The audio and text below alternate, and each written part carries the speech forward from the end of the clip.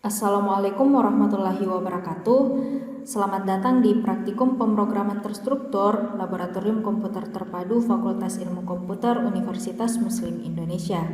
Pada video kali ini kita akan membahas modul ketiga, yaitu tentang percabangan. Jadi apa sih itu percabangan? Percabangan merupakan pemilihan statement yang akan dieksekusi di mana pilihan tersebut didasarkan atas kondisi tertentu untuk mengarahkan jalannya program. Jadi, apabila kondisinya bernilai true atau benar, maka akan dijalankan statement atau perintah tertentu, sedangkan apabila kondisi bernilai false atau salah, maka program akan keluar atau berhenti dari blok percabangan tersebut. Nah, untuk percabangan ini sendiri kita akan membahas beberapa jenis. Yang pertama itu ada yang namanya percabangan if, kemudian percabangan if else, kemudian if else if, terus percabangan if else,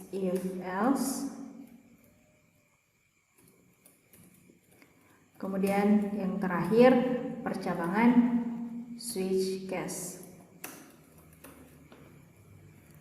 Nah, selanjutnya kita akan membahas satu persatu jenis percabangan ini. Yang pertama kita ke percabangan if dulu. Jadi bentuk umum dari percabangan if yaitu pertama if, kemudian kondisi. Di sini ada kondisi,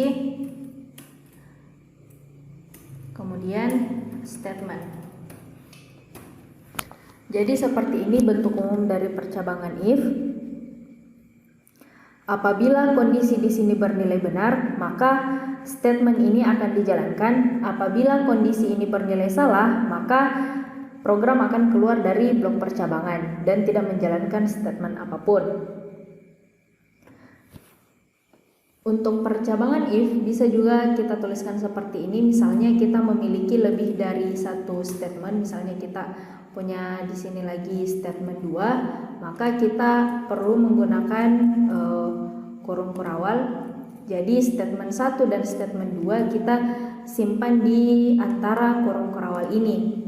Kenapa? Karena jika kita tidak menggunakan kurung kurawal, misalnya ini saya hapus, maka yang menjadi bagian dari blok percabangan hanya statement 1. Statement 2 dianggap bukan bagian dari percabangan ini. Jadi kita harus menggunakan kurung kurawal. Oke, kita coba misalnya tidak menggunakan. Kalau seperti ini modelnya, jika kondisi bernilai benar, maka kita jalankan statement 1 yang merupakan bagian dari kondisi percabangan, kemudian dijalankan juga statement kedua karena dia bukan merupakan bagian dari blok percabangan ini. Jika kondisinya bernilai salah, maka statement 1 diabaikan dan statement 2 tetap dijalankan karena bukan merupakan blok percabangan. Jadi kalau misalnya kita mau membuat 2 statement, kita perlu menggunakan kurung kurawal. Oke, bentuk selanjutnya itu if else. Jadi if itu bisa kita tambahkan dengan else. Else itu fungsinya apa? Misalnya saya berikan lagi di sini statement 3. Fungsinya else ini dia akan dijalankan ketika kondisi di sini dia bernilai false atau salah, maka barulah akan dijalankan statement 3 atau else. Jadi kalau misalnya di sini kondisinya bernilai true atau benar, maka else akan diabaikan. Oke? Selanjutnya kita ke bentuk yang ketiga, yaitu if else if. Jadi misalnya di sini saya buat lagi if else if, kemudian kondisi 2 misalnya, terus saya buat lagi di sini kondisi 3. Oke, di sini bisa kita lihat kalau untuk percabangan if else if itu artinya dia percabangan dengan banyak kondisi. Untuk contoh bentuk umumnya di sini saya buat 3 kondisi, yaitu if kondisi 1, else if kondisi 2, dan else if kondisi 3. Alurnya bagaimana? Misalnya seperti ini. Jika kondisi bernilai benar, maka yang akan dijalankan adalah statement 1 dan statement 2. Untuk kondisi kedua dan ketiga akan diabaikan atau sudah tidak diperiksa lagi karena kondisi pertamanya sudah benar. Akan tetapi kalau misalnya kondisi 1 bernilai salah, maka akan dilanjutkan dengan pemeriksaan di kondisi kedua apakah bernilai benar atau salah. Kalau misalnya bernilai benar, maka ini akan dijalankan dan kondisi 3 akan diabaikan. Begitu seterusnya, kalau misalnya kondisi 1 dan 2 tidak ada yang bernilai benar, maka akan dilanjutkan dengan memeriksa kondisi ketiga apakah bernilai benar atau tidak. Nah, kalau misalnya tidak bernilai benar, kita juga bisa menambahkan lagi di sini yang namanya else. Jadi fungsinya else itu di sini sama dengan contoh if else yang pertama tadi. Misalnya di sini kita berikan statement 5 misalnya. Di sini kita kasih statement 4. Jadi else ini akan dijalankan ketika kondisi 1, 2 dan kondisi 3 itu tidak ada yang bernilai benar. Maka barulah else akan dijalankan, tetapi else akan diabaikan jika salah satu dari ketiga kondisi ini bernilai benar atau true. Nah, kan di sini untuk percabangan if itu kita menggunakan yang namanya kondisi. Kondisi itu kita harus mengenal dulu yang namanya operator. Jadi untuk membuat kondisi kita memerlukan yang namanya operator relasi yang digunakan untuk membandingkan dua buah nilai. Jadi yang mana saja yang termasuk sebagai operator? Operator itu yang pertama ada sama dengan, itu dia fungsinya untuk misalnya sama dengan.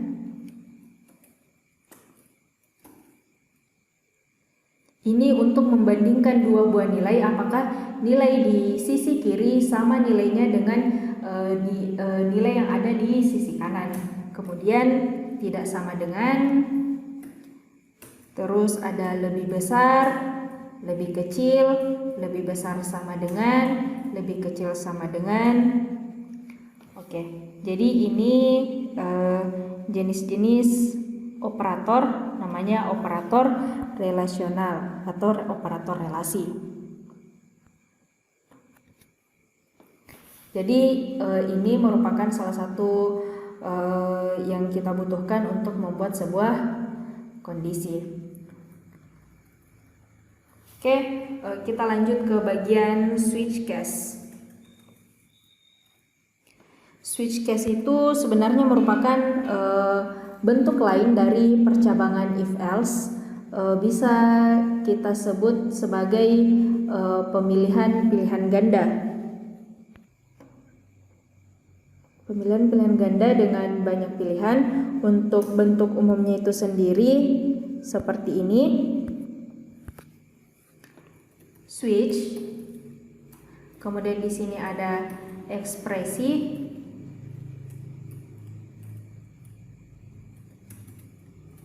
Kemudian di dalam switch kita bisa membuat banyak case. Misalnya case value titik 2, misalnya statement titik koma. Setiap kita membuat case perlu diakhiri dengan break.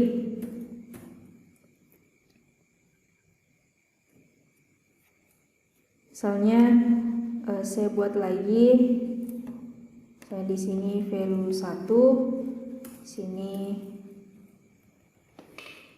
value 2, di sini value 3. Jadi perlu diingat bahwa di dalam switch, di dalam block switch kita bisa membuat banyak case di dalamnya sebanyak yang diinginkan dalam program yang akan kita buat, tergantung kebutuhan.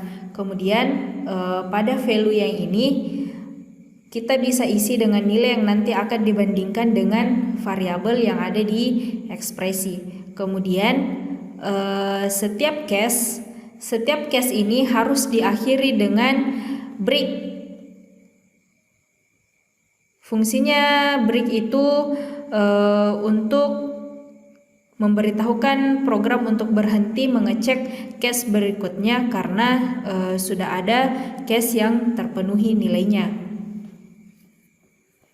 Nah, khusus untuk default, kita sudah tidak perlu menggunakan statement lagi karena ini merupakan akhir dari program. Default itu sendiri sama dengan else pada percabangan if. Jadi seperti ini bentuk umum dari percabangan switch case. Nah, selanjutnya kita akan coba membuat sebuah program sederhana. Kita akan membuat program sederhana tentang percabangan. Oke, misalnya di sini kita mau membuat program mengecek status mahasiswa. Oke, langsung saja di sini kita buat fungsi main terlebih dahulu. Untuk program mengecek status mahasiswa di sini, pertama saya akan membuatkan fungsi terlebih dahulu, yaitu fungsinya. Oke, di sini saya akan membuat fungsi dengan tipe void. Kemudian nama fungsinya adalah cek status MHS. Oke, dengan parameter di sini saya akan memberikan parameter integer angkatan. Oke, selanjutnya di dalam fungsi ini saya akan membuat percabangan if. If kondisinya adalah jika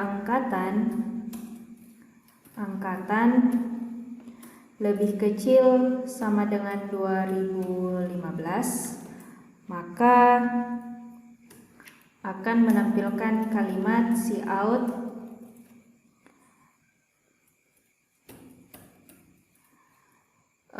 Anda adalah alumni. Kemudian else if kondisinya di sini angkatan sama dengan 2016, maka nanti akan menampilkan kalimat cout calon Eskom. Jadi di sini untuk contoh programnya saya menggunakan if else if atau percabangan dengan banyak kondisi. Untuk kondisi ketiga saya menggunakan angkatan lebih besar sama dengan 2020. Kemudian nanti akan menampilkan cout masih mahasiswa aktif. Oke. Kemudian di sini di bagian else saya akan memberikan cout Anda bukan mahasiswa. Oke, jadi seperti ini untuk program sederhananya. Kemudian di bagian fungsi main kita akan panggil fungsi cek status mahasiswa ini. Jadi cek status mahasiswa. Nah, perlu kita ketahui di sini kan fungsinya dia memiliki parameter. Otomatis ketika pemanggilan fungsi di sini kita juga harus mengisikan parameternya. Jadi pertama kita membutuhkan isi parameternya dulu. Misalnya kita deklarasikan variabel integer angka n, kemudian cout input angkatan, kemudian in angkatan. Nah, AKTN ini nantinya kita akan taruh di dalam parameter ini. Jadi nilai yang kita inputkan nanti di sini akan dikirimkan ke parameter ini, ke angkatan. Jadi ini angkatan ini nanti yang akan dibandingkan di setiap kondisi. Oke, coba kita jalankan.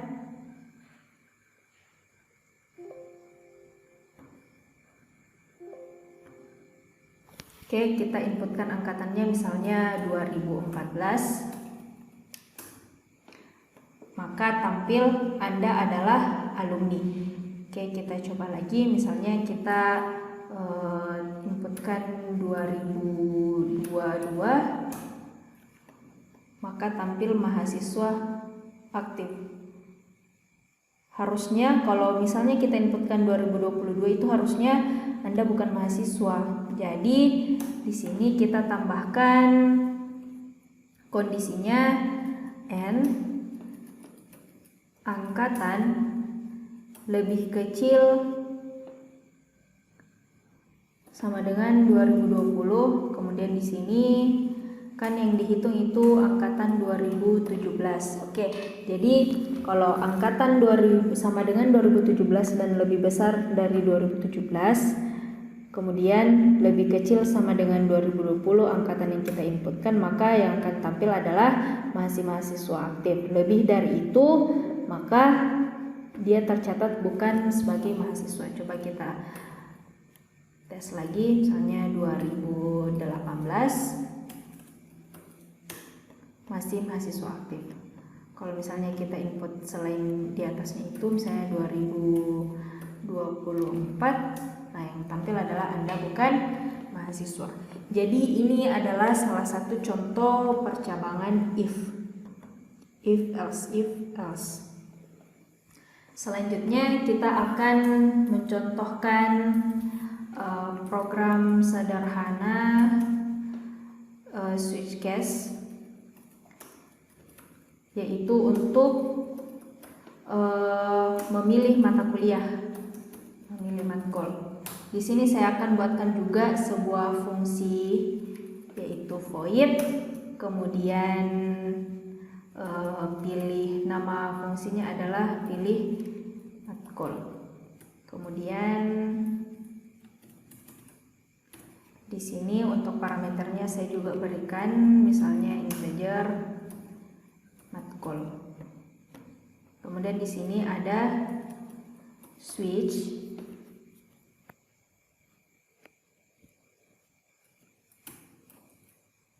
matkul, ekspresinya adalah matkul. Kemudian case-nya,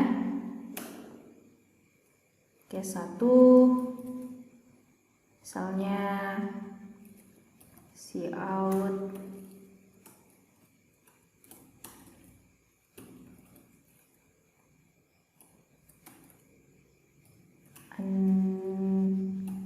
pilih Java.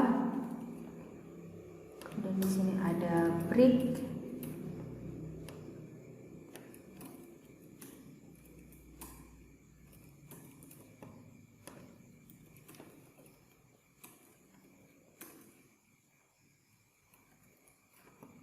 Oke, di sini saya ubah menjadi web C++.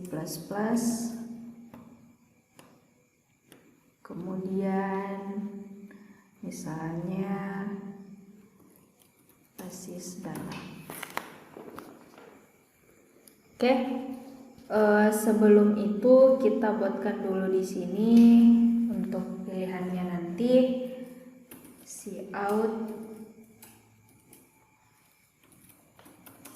pilih matkul,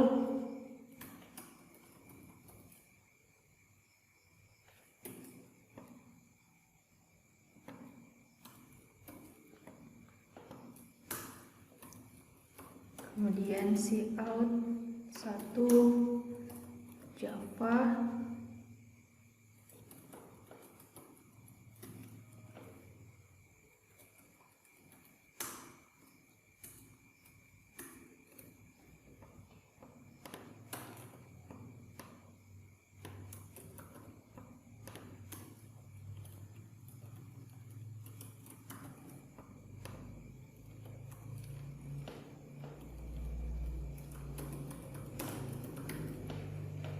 Oke, kemudian kita panggil fungsinya. Nama fungsinya adalah pilih matkul.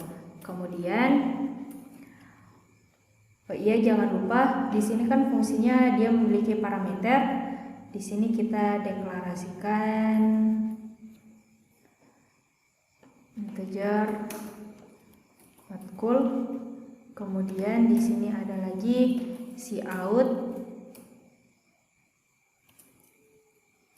input pilihan.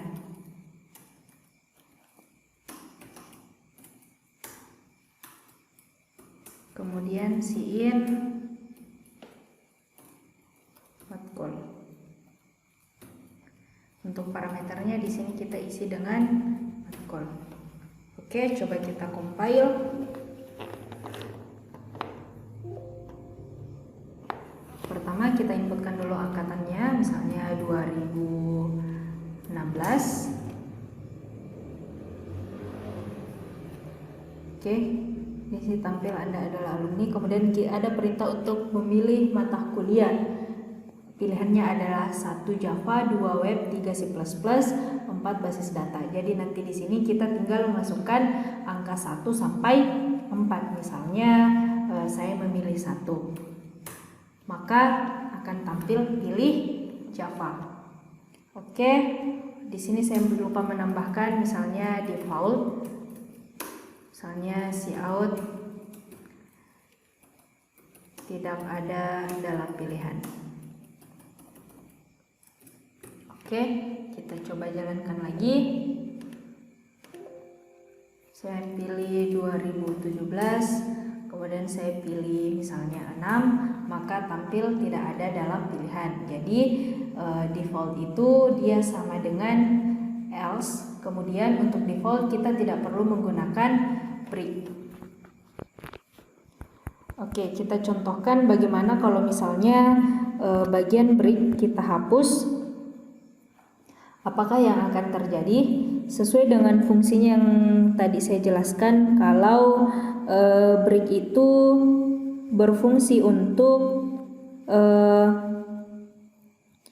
menghentikan atau memberhentikan program mengecek case selanjutnya, karena kita sudah menemukan nilai yang bernilai benar. Misalnya di sini saya hapus breaknya. Ketika misalnya di sini saya hapus breaknya, ketika case 1 bernilai benar, maka case 2 tetap akan dijalankan karena di sini tidak ada perintah untuk menghentikan mengecek case berikutnya. Jadi coba kita jalankan.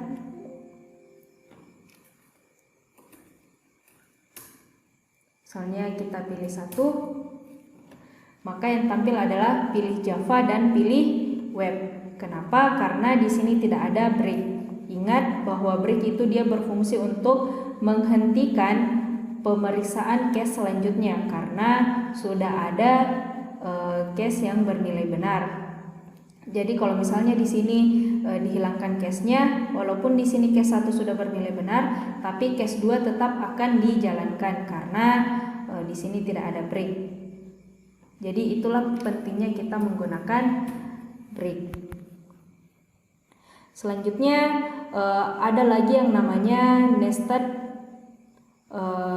nested percabangan atau percabangan bersarang. Nested if atau if bersarang, artinya di dalam blok percabangan ada lagi blok percabangan yang lain. Oke, untuk program ini kita akan ubah ke dalam bentuk percabangan. Maksud saya ke dalam bentuk percabangan bersarang. Misalnya ini akan saya masukkan di dalam, untuk ini akan saya kasih pindah di bagian sini. Kenapa? Karena untuk yang masih aktif kuliah itu hanya angkatan 2017 sampai angkatan 2020. Jadi saya akan kasih masuk di sini.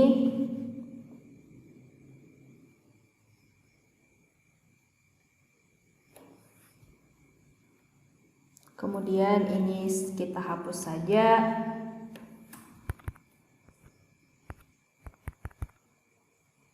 Kemudian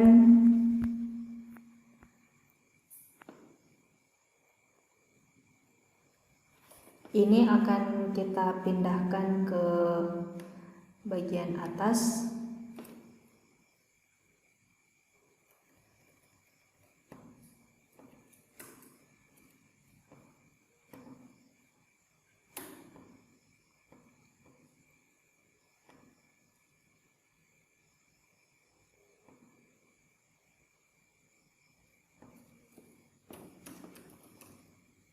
Integer matkul kita tambahkan satu parameter. Kemudian di sini cek status kita tambahkan juga matkul. Berarti kita juga harusnya ini sudah tidak ada di sini.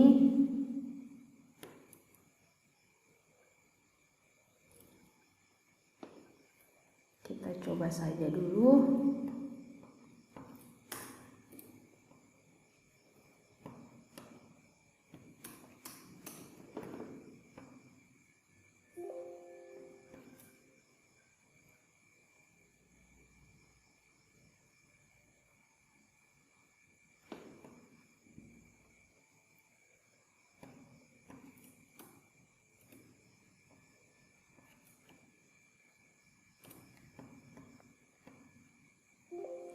Oke, kita coba jalankan.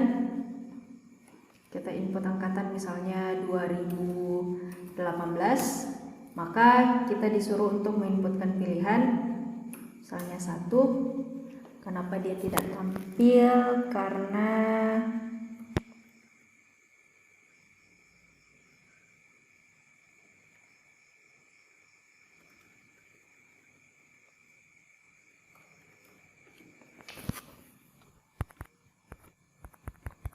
kita coba cek apa masalah.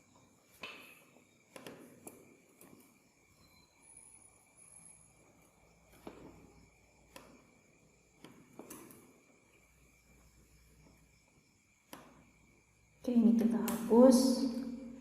Kemudian kita tambahkan, kita buat saja di sini misalnya variabel global 1 untuk matkul integer matkul.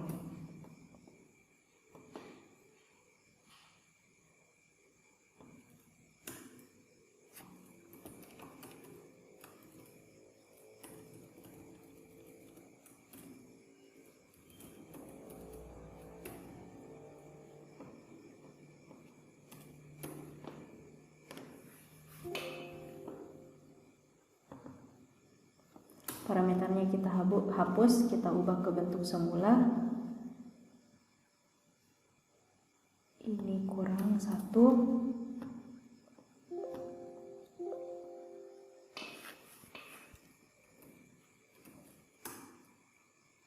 Oke, di sini kita pilih mata kuliahnya, misalnya saya pilih 1 Java, maka pilih Java yang tampil.